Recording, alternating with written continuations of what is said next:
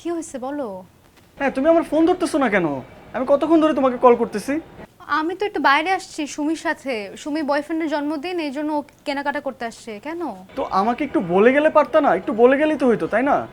তোমাকে আমি কিভাবে বলবো, তোমাকে হঠাৎ করে ডাক দিছে। আচ্ছা আচ্ছা, রাগ কেন করতেছো বলো তো, আমি আমি আমি রাগি নাই।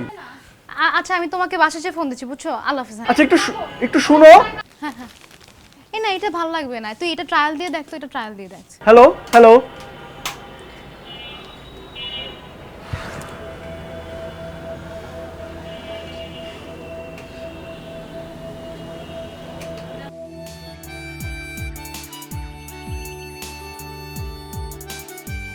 কি হলো? কি? আচ্ছা, তোমার বাসায় আমাদের ব্যাপারটা বলেছো?